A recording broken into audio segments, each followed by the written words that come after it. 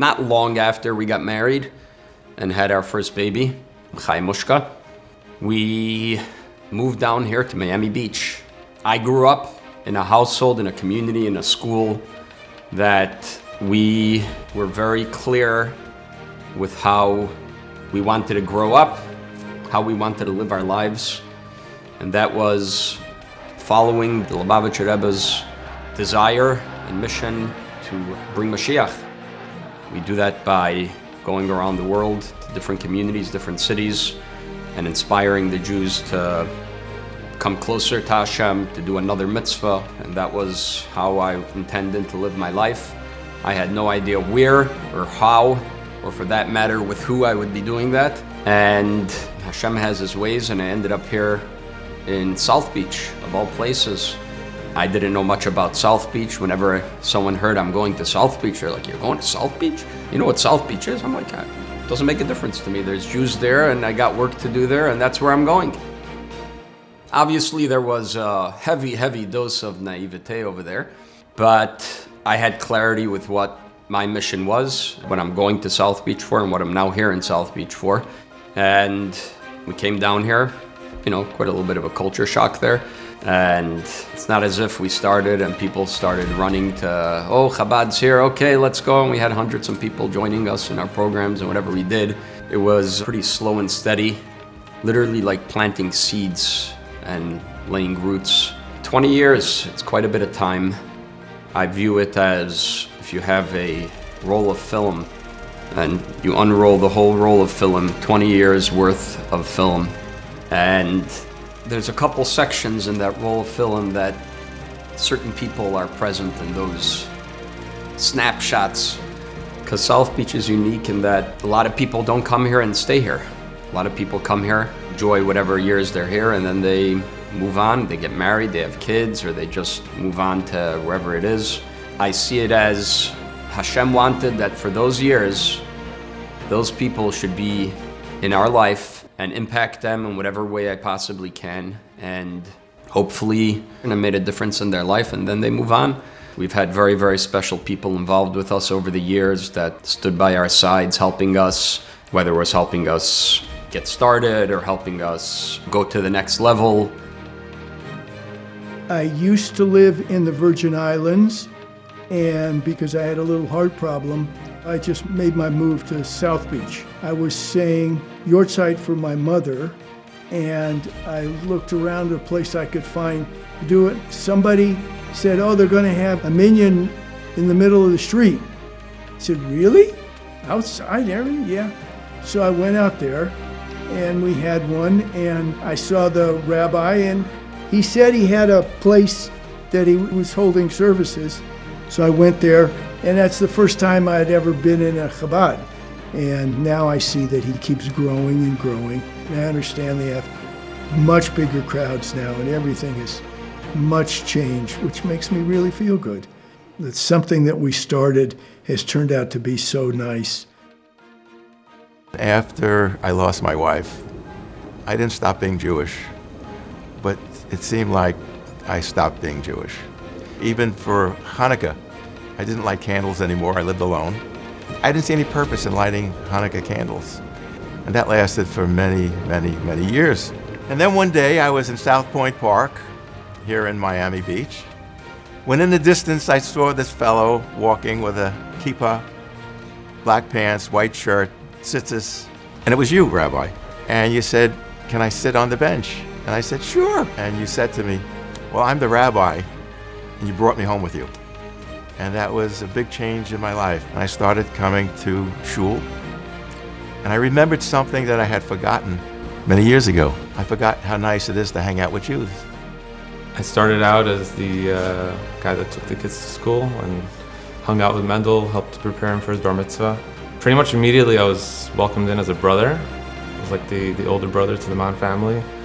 And then later when I got married, my wife became the sister. We went from brother and sister to uncle and aunt, and my daughter is now the youngest sister in the Mann family.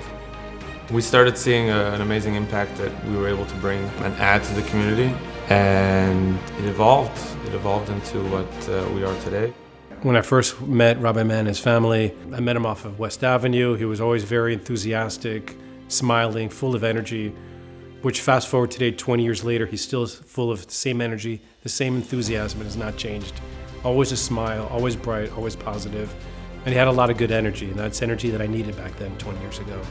I started putting on tefillin to make minyan, whether it was in a hotel basement somewhere, a hotel lobby, a library. We were bouncing around to different places. It was exciting because we felt like pioneers, like it was like the movie Magnificent Seven, an elite group of guys that came together to help make a minyan. A handful of times we fell short of 10 guys, and there was an excitement. Everyone go out in the street, see who you can speak to, see who looks Jewish, who possibly can help us, read the Torah and continue the minyan.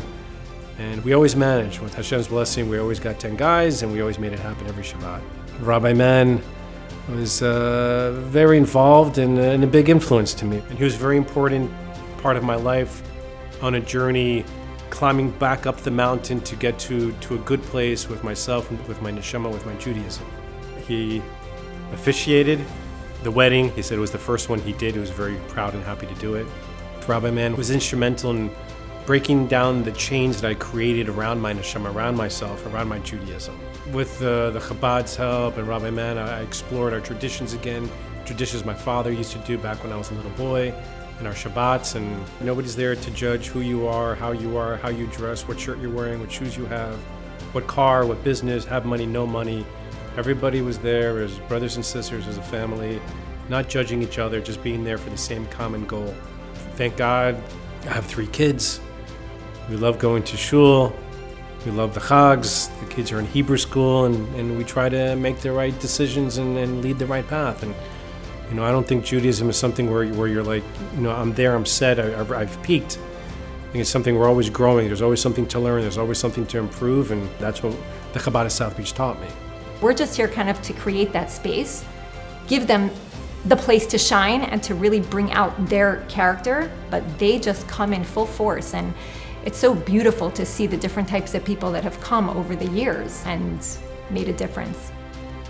Shabbat lunch at Chabad, or even any event at Chabad, it feels like a big family coming together to be joyful, to have that moment, to share together, to celebrate together, and to honor Hashem with our presence, with our unity, with our community. I moved from LA, not to sound cliche, but I was very empty inside. I felt very empty. And so Chabad was there for me when I was really looking for something. One day, I came to the Chabad house to drop off something, and I saw Devorah Leah, and I asked her if she had a moment to spare to discuss something that was going on in my life, something very personal and painful. And Devorah Leah not only spoke to me for well over 30 minutes, but received me with so much love and warmth and acceptance.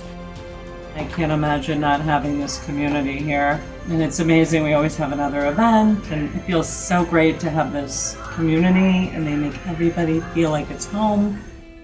I moved to South Beach approximately 4 years ago, and in my walk of exploring my new neighborhood, I came across this place that had a sign on it. Knocked on the door, and it was probably one of the most monumental events of my life. Being an Israeli that moved to the United States many, many years ago, and in many ways kind of like left Jewish life when I left Israel, because in Israel, it doesn't matter what your lifestyle, you still live a Jewish life in the land of Israel. When I moved away, and for 40 years almost, I lost that. For a long, long time, for like I said, close to 40 years, I felt in the Gola. And this reawakening that Chabad brought me made me realize that I've been wandering the deserts of Florida for a long time. And this is, I feel, is what brought me to the beginning of my journey back to my people. The first time I came to Chabad of South Beach, they were down at the Savoy.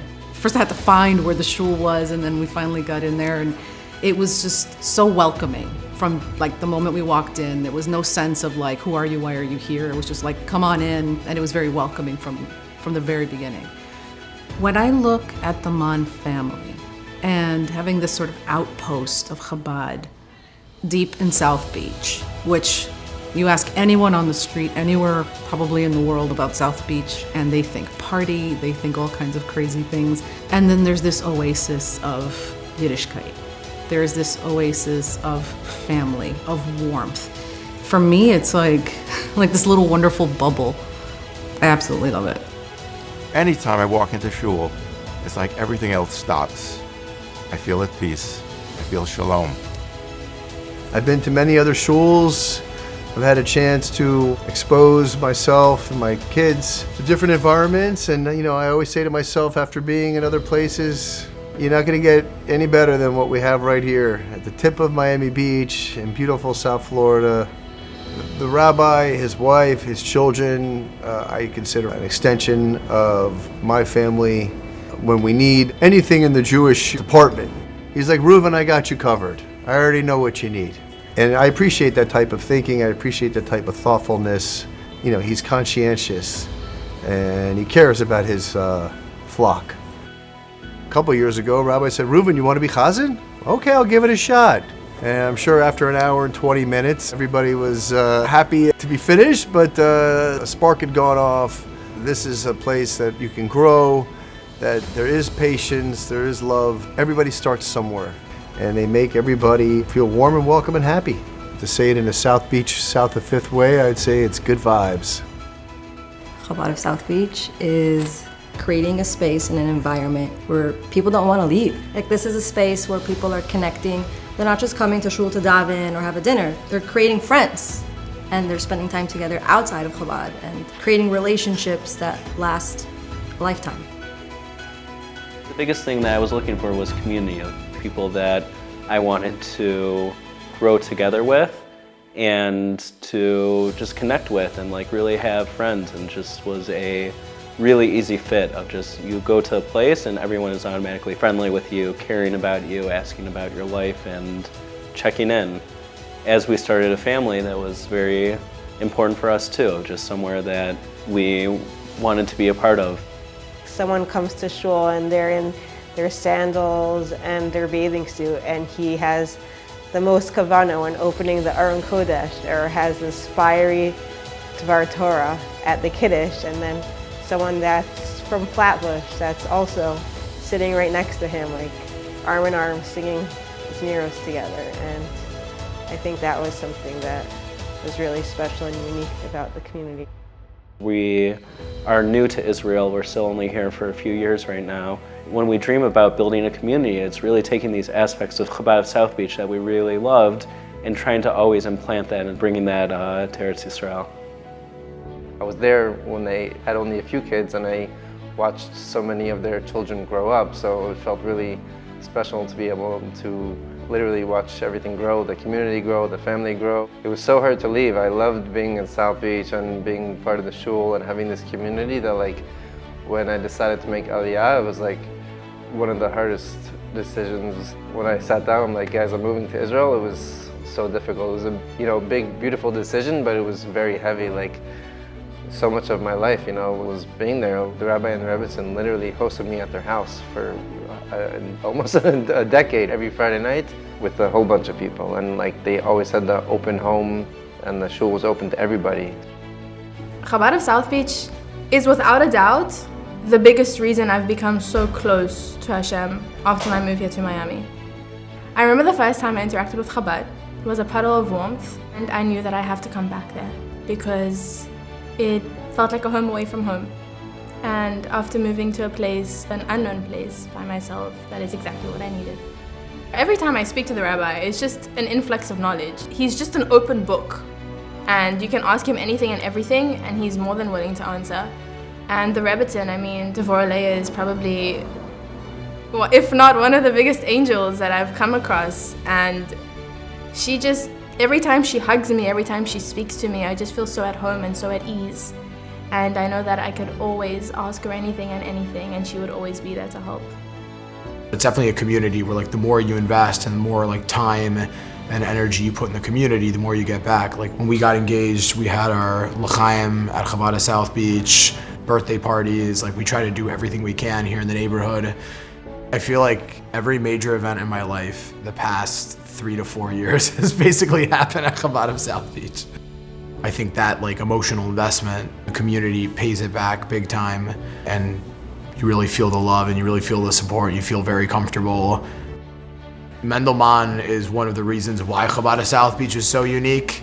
He is special needs. He's a very, very funny guy. He has a great sense of humor. He's very loving to me and my wife and to my family. He just knows the perfect moment to say the right thing and the best thing, and everybody just laughs.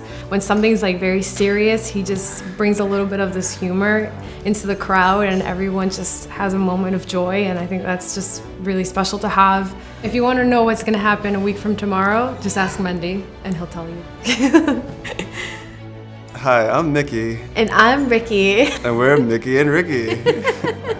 Our first time meeting was at the Chabad on Purim. Mickey said he liked, I gave a bracha. Yeah, she shared some really nice Torah. When I moved here, my Jewish communal practice was a little bit at a low tide, and this was the first time in a while that I actually started going to shul again every Shabbos and being part of Jewish community and learning Torah in groups, and that was a really big influence looking back over how my last 5 or 6 years went. I have this one memory of Mendel Mann, who I miss seeing him every Shabbos when I walk in and getting a big hello and a big high five and a big, hey, Mickey Mouse. One thing I love about Dvar Leah and Rabbi Mann is that when everyone's sitting at the table, you can share, it feels like family. Both the men and the women have an opportunity to be part of the experience.